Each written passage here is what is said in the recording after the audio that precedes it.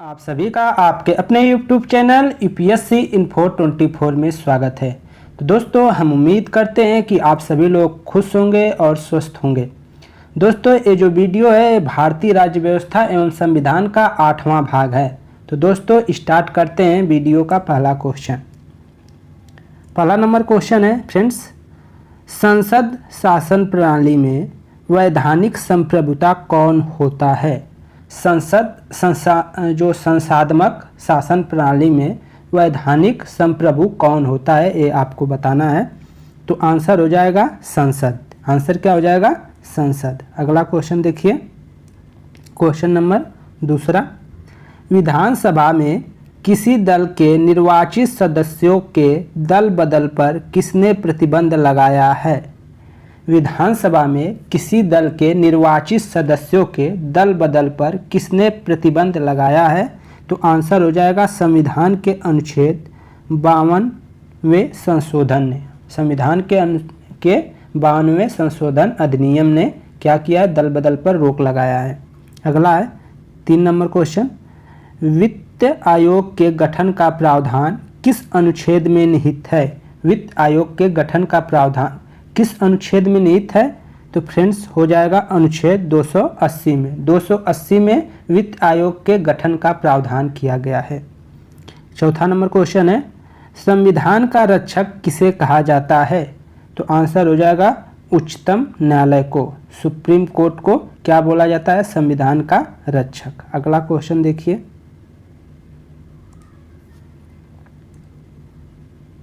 अगला है दोस्तों 5वां नंबर क्वेश्चन है,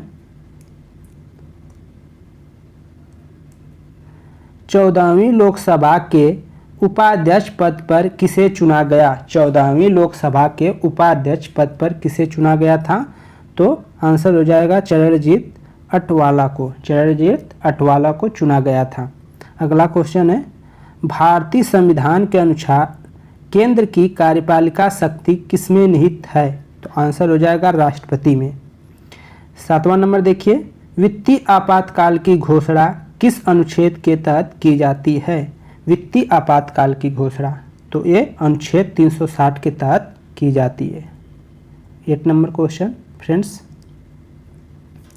मंत्रिमंडल में किस स्तर के मंत्री होते हैं? तो केवल कैबिनेट स्तर के।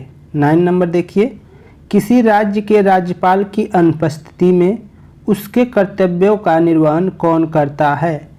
किसी राज्य के राज्यपाल की अनुपस्थिति में उसके कर्तव्यों का निर्वहन कौन करता है? तो आंसर हो जाएगा पड़ोसी राज्य के राज्यपाल को अतिरिक्त कार्यभार सौंप दिया जाता है। पड़ोसी राज्य के राज्यपाल को क्या किया जाता है? अतिरिक्त कार्यभार सौंप दिया जाता है अन्य राज्य का, अन्य स्टेट का। 10वां नंबर है, कोई केंद्रीय कैबिनेट मंत्री कब लोकसभा में मतदान का अधिकार नहीं होता? कोई केंद्रीय मंत्रिमंडल जो है, कोई केंद्रीय कैबिनेट मंत्री कब लोकसभा में मतदान का अधिकारी नहीं होता है? तो ये बताना है जब वह लोकसभा का सदस्य नहीं होता है। आंसर क्या हो जाएगा? जब वह लोकसभा का सदस्य नहीं होता है। 11 नंबर देखिए, क्या भारत का राष्ट्रपति मंत्रिपरिषद के परामर्श के विरुद्ध कार्य करता है? क्या भारत का राष्ट्रपति मंत्रिपरिषद के परामर्श के विरुद्ध कार्य करता है? आंसर हो जाएगा नहीं। अगला देखिए 12 नंबर, राज्यपाल के रूप में निर्वाचित किसी विधायक या संसद की सदस्यता का क्या होगा? राज्यपाल के रूप में निर्वाचित किसी विधायक या संसद की सदस्यता का क्या होगा? अगर वो राज्यपाल बन गया है तो उसे अपनी सदस्यता का त्याग करना पड़ेगा। उसे क्या करना पड़ेगा? अपना वो पद का त्याग करना पड़ेगा। लोकसभा के सामान्य समयांतराल को किसके आदेश से बढ़ाया जा सकता है? लोकसभा के सामान्य जो होता है समयांतराल को किसके आदेश से बढ़ाया जा सकता है? तो आंसर हो जाएगा राष्ट्रपति के आदेश से। किसके आदेश से? राष्ट्रपति के आदेश से। 14 नंबर, मौलिक अधिकारों को लागू करने के लिए कौन रिट जारी करता है? मौलिक अधिकारों को लागू करने के लिए कौन रिट जारी करता है? तो आंसर हो जाएगा सर्वोच्च न्यायालय तथा उच्च न्यायालय दोनों। 15 का लोकसभा के प्रथम स्पीकर कौन थे? ये कई बार क्वेश्चन पूछा गया है। जीवी मावलंकर। आंसर क्या हो जाएगा? जीवी मावलंकर। अगला है भारत के संघ में नए राज्य का गठन करने की शक्ति किसे प्राप्त है? आंसर हो जाएगा भारत की संसद को। भारत के संसद को भारत के संघ में नए राज्य का गठन करने की शक्ति प्राप्त है। अगला है 17 नंबर क्वेश्चन, हमारे संविधान में किस अनुच्छेद में मूल कर्तव्यों को जोड़ा गया? हमारे संविधान में किस अनुच्छेद में मूल कर्तव्यों को जोड़ा गया? तो अनुच्छेद 51A में जोड़ा गया है मूल कर्तव्यों को। अगला देखिए 18 नंबर, संविधान के किस अनुच्छेद के अंतर्गत संविधान में संशोधन किया जा सकता है? संविधान के किस अनुच्छेद के अंतर्गत संविधान में संशोधन किया जा सकता है? आंसर हो जाएगा 368 के तहत। 368 के तहत या अंतर्गत। वर्तमान में हमारे संविधान में कितनी अनुसूचियां हैं? आंसर हो जाएगा 12 अनुसूचियां हैं वर्तमान समय में।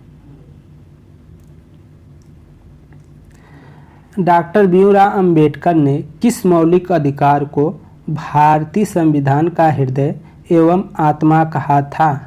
किसको कहा था? तो संवैधानिक उपचारों के अधिकार को। संवैधानिक उपचारों के अधिकार को क्या कहे थे?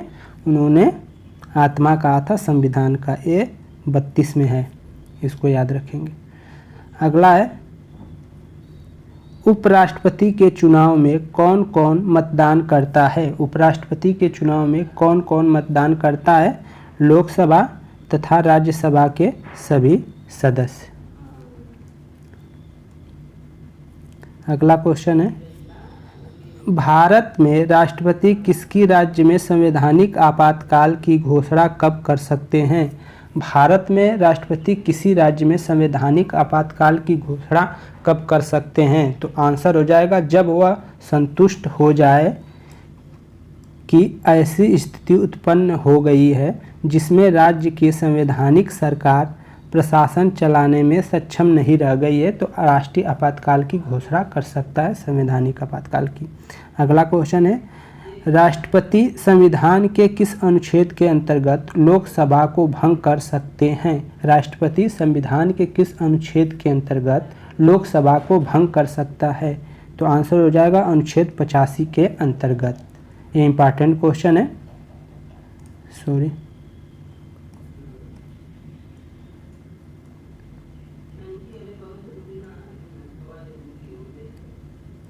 चौबीस नंबर देखिए फ्रेंड्स, किस राज्य के आरक्षण विधेयक को संविधान की 9वीं अनुसूची में सम्मिलित किया गया है? तो तमिलनाडु के आरक्षण विधेयक को। 25 नंबर, भारतीय संविधान में भारत को एक लोकतांत्रिक गणतंत्र की संज्ञा किस स्थान पर दी गई है?